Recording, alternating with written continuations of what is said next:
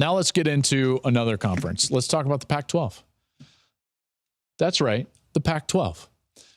The Pac-12 will be the best they've been in over a decade. It is the best quarterback conference in the country. So is it? Yes. Yes, it is.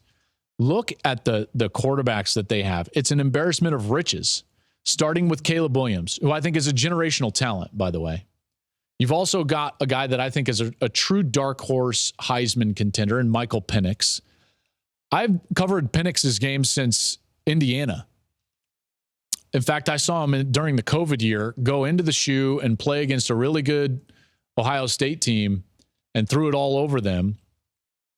He's a good player, man. When you watch Penix play, you see the rhythm he plays it with, that Kalen DeBoer offense, the wide receivers that they have. Rome Odunze is phenomenal receiver. They're good on the offensive line. Bo Nix is back. 75th year in college football. That's a record. Cam Rising, he's coming back from injury at Utah. And we've seen him will his team to back-to-back conference titles. By the way, you've also got guys like, so you list off those guys. You've also got Shedeur Sanders. I think Shedeur is a hell of a player. Jaden DeLaura, DJ Uiagalelei, Cameron Ward, Dante Moore. Like, they are loaded at quarterback. And one of the things that I'm looking at is like, I don't know if you can get through this conference with only one loss. That's why it immediately goes to me like, I would have a lot of hope if I was any of these Pac-12 teams. I would be like, man, this is a year we've got a team that's capable of going to the college football playoff. And yes, I would agree with that. The problem is the way that the Pac-12 constructs its schedule. It does not schedule for championships. It schedules for parity. So because of that, think about what these teams are going to have to be doing.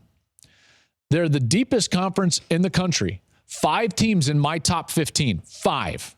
All right. Different styles. I already told you that was going to be difficult for Penn State. The different styles of the way that they're going to have to play in the Big Ten East. When you play in the Pac-12, you got to play different styles. You got to line up against the physicality of the Oregon State Beavers and the Utah Utes. You've got to line up and defend the passing game of USC and Washington. You've got the hybrid team in the middle of Oregon. You've got all these upstarts that on any given day, they can strike lightning in a bottle and beat you like Arizona did to UCLA. You've got Dante Moore, a total, kind of crapshoot as a freshman. You've got Shedeur Sanders and a really talented skill group at Colorado. What could they beat you on any given Saturday? Absolutely. So this is going to be tough for any of these teams to get through unscathed. All right. Which means like you better hope that you can get through a schedule and win the Pac-12 with only one loss. Look at this though. Look at this. It's going to be really hard. 6-year drought in the CFP. Does it end this year? Not sure. USC, think about it this. They play 9 straight consecutive Power 5 teams, the longest run in the country by any team this season. That's because they've got a random off week the week before the Pac-12 championship game. What are we doing? 9 consecutive weeks against Power 5 opponents. Consecutive. Do you know how difficult that's going to be to stay healthy?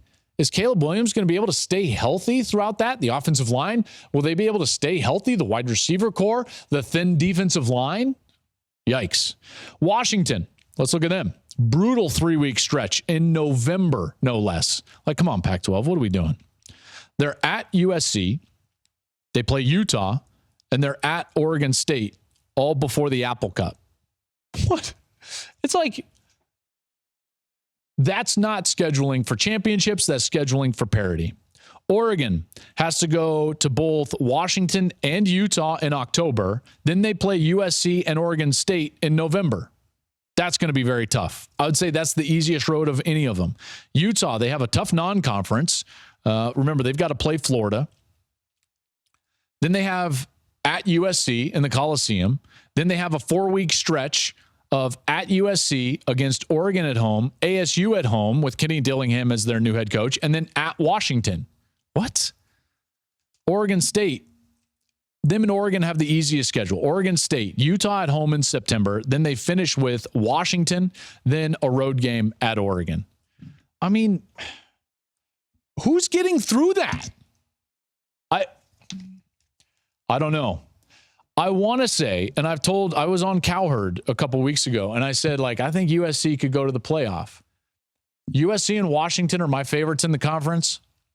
That USC 9 straight weeks against Power 5 teams, that's going to be so difficult. Someone's got to go through that with only one loss. By the way, then they've got a rematch with one of those teams that they just played, likely out of a November matchup in the Pac-12 championship game. It's going to be very difficult.